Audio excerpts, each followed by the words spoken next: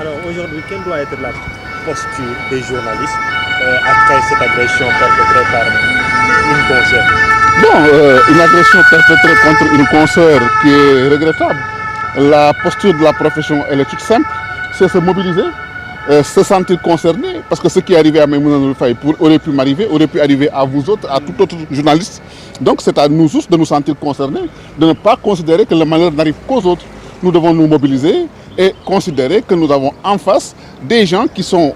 pour objectif de s'en prendre aux journalistes qui sont des professionnels et qui tiennent à garder leur liberté d'esprit et leur indépendance dans le traitement de l'information. D'accord, patron nga tënkal ñu ko ci wolof par rapport ak li nga xam ne moom mooy agression bi nga xam ne nag suñu njiit bi def nañ ko dëmb. waaw li nga xam ne xew na tey wax dëgg yàlla dañ koy naqarlu di ko tiislu te di ñaan yàlla bu mu fi amati. ñoo ngi masaw Maïmouna di masaw collaborateur bi yëpp di leen wax nag ni leen li nga xam ne xew na mënoon naa dal kenn ku nekk ci yéen. kon xëy na dafa dal ci kaw koy Maïmouna tey waaye Maïmouna tey deretam jooju tuuru suñu deret la ñun ñëpp wala ñun ñëpp la ko tuural kon nag lu mel nii bu amee danoo war a dellusiwaat xel yi moo di xam ni que ba li fi raam waxoon nañ ni ci ñag bi la jëm bañ fi dalee menacer journalistes yi di leen saaga di leen tëkku umpul kenn ci réew mi ñi koy def xam nañ leen te gis ràññee nañ leen te lii bi mu amee gis nañu ñu taxaw ci réseaux sociaux yi taxaw ci médias yi di ko bàkku ak di ko damoo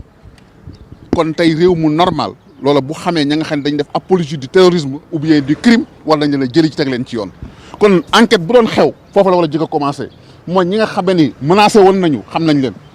ñi nga xamee ni tëkku nañu xam nañ leen ñi nga xamee ni bàkku nañu ci li xew xam nañ leen ñi nga xamee ni que ñi nga doon organisé wu contre Maïmouna ak contre keneen xam nañ leen kon bu fi kenn indi waxu naa fekk li fi xew ku bu ñu leen bëggee jàpp leen ndax xam nañ fu ñu leen di fekk kon nag réew mi toll na foofu nii ñun war nañ jël suñu responsabilité ak suñu matukaay ñun journalistes yi mooy ñu xam ñun ñëpp nii li daal Maïmouna mën nañoo daal ñun ñëpp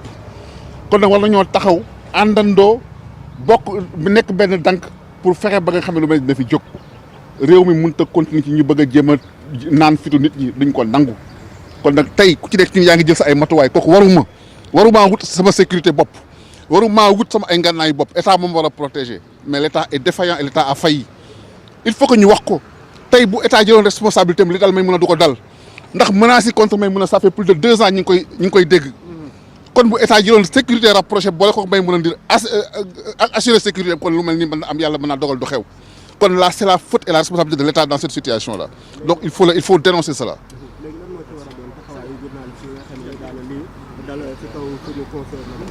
li dal suñu concert bi wax dëgg yàlla taxawaay journaliste yi mooy ku nekk ci ñun nga jàpp ni que sa mbirum bopp la ku nekk ci ñun nga jàpp ni que war mën naa la dal lii du ku nekk jombul kenn kon nag dañu xam ni que ñun ñëpp ñoo nekk dans l' insécurité ñun ñëpp ñoo situation ba nga xamante tey suñu bakkan ci xottu gerte la nekk kon nag loolu mooy li mu war a ànd mooy ñu am solidarité suñu biir jàppante ci suñu biir jéem a fexe ba nga xamee ne bu ñu nekkee benn dank kilifa yi ñi yor réew mi te yàlla dénk ñun ñu dénk leen suñu kaaraange ñu xam ni que kat ñun ñi te ci dëkk bi lañu bokk te lañ noo war a sàmm loolu man mooy li nga xamee ni moom laa ciy wax te wax nag ñi nga xamee ni ay kilifa lañu ak kilifa bu mën di doon ñu génn ci pataaral gi te wax li xew ku gis nen ni dana ngi violence bi fi mu nekk ku ne xam na ko xam na ñi koy dox ak ñi koy wax ak ñi ko ciy yëngatu ku ci bëgg a noppi da ngaa bëgg a defee wu fi naa fekk mais xam nga dara ump la ci réew mi fii dara ump fi kenn kon nag loolu responsabilité ñun ñëpp la nañu am fulla ak fayda ba nga xam ne Sénégal xamoon nañ ko ci jàmm ak salaam dañ naan pays de la paix pays de la teranga luñ ñu mës a nammee Afrique ak àddina mooy jàmm ji xew Sénégal sécurité bi am Sénégal tey bu ñu nee ba ñàkk loolu kon lu ñu dese kon nag loolu mooy li nga xam ne mooy kàddu yi ma ci bëgg a tënk sama xol fees na nag maa ngi leen di masaw sama bopp te di nag attirer cette attention yéen ñëpp nii lii jombul kenn nag ku nekk jéem a jël sa ay matukaay ginnaaw bi état bi mën noo assurer suñu sécurité nañu jéem lu ñu ci mën suñu kéemtalaay kàttan ñu def ko ci lu ñu daal nañu xam mbiru yàlla la. ñi nga xam ne nag moom mooy cadreur yi ñi nga xam ne ñooy cadreur yi di pare ñu daal di mën def benn résumé bu ndaw dégg ngeen ñëpp ñi nga xam ne nag ñoom lañ jot a jël ñaawlu nañ bu baax a baax li nga xam ne moom mooy agression bu Maïmouna Ndour Faye nekk njiit ki nga xam ne bërëb bi nga xam ne moom mooy 7TV dégg ngeen même ki nga xam ne moom mooy Madiambal Diagne kaddu yi nga xam ne jot na ko rotal par rapport ak li nga xam ne nag moom mooy sécurité parce que moom dafa jàpp ni li nga xam ne moom mooy état moo faillir à sa mission waaw. notre consoeur sauvagement agressée devant chez elle en tant qu'homme public. Qu'est-ce que vous en pensez? Je condamne avec la dernière énergie cet acte ignoble, extrêmement lâche. Et je demande à l'État du Sénégal, à travers tous ses services, je demande au président de la République Macky Sall de prendre toutes les dispositions nécessaires pour que les responsables soient identifiés, traqués.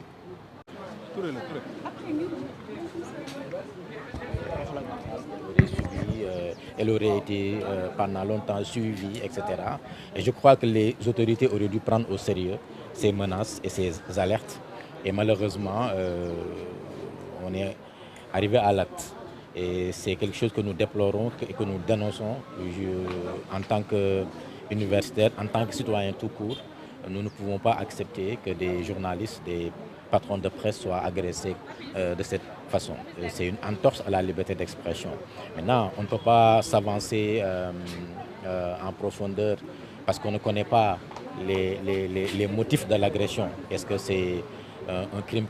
est-ce que c'est une agression crapuleuse ou bien est-ce que c'est pour des motifs politiques? On ne sait pas encore. Mais dans tous les cas, aucun citoyen,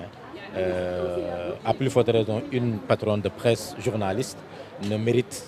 cette agression et cette violence à l'encontre de sa personne. Pour le moment, ce sont ces mots-là que je voudrais prononcer et témoigner toute ma solidarité, exprimer tout mon soutien au groupe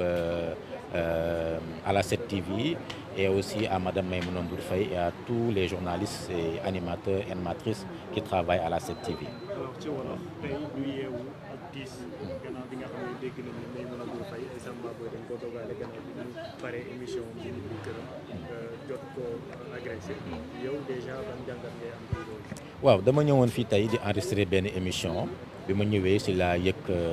nouvelle bi nga xamante ni mu tiis la mu dal ci kaw madame Maïmouna Ndour Faye. Maïmouna Ndour Faye di ñëpp reconnaître nañu ses compétences ñëpp reconnaître nañu ses qualités mu doon jigéen ba pare doon patron de presse di bañkat li ko dal warul dal benn citoyen parce que citoyen bu nekk war nga mën a def sa liggéey normalement ñibbi sa kër te kenn du la dogaale di la agressé citoyen bu nekk war nga mën a am say opinion exprimer que librement sans que ngay craindre lii lu mel nii dala ci dal donc ñu ngi condamné di naqarlu agression bi nga xamante ni dal na ko di ko ñaawlu di wax ni nit mën nga bañ a d'accord ak moom mën nga bañ a bokk ak moom xalaat waaye waroo utiliser violence pour faire valoir tes idées moom ci xalaat ak ci xelam lay waxtaan lay wax xalaatam donc yaakaar naa war nañ ko mën a nangul ay position am parce que loolu mooy liberté d'expression loolu mooy démocratie loolu mooy pluralisme waaye nag mënaguñu sore trop ci mbir mi ndax xamaguñu enquête bi lan lay wane est-ce que agression bi dafa am rapport ak politique wala agression crapuleuse la boo xamante ni ay dogalekat rek ñu ko dogale agressé ko waaye daal lu si mënti am benn citoyen mérité wul ñu koy agressé surtout jigéen wàcc liggéey def liggéeyam ba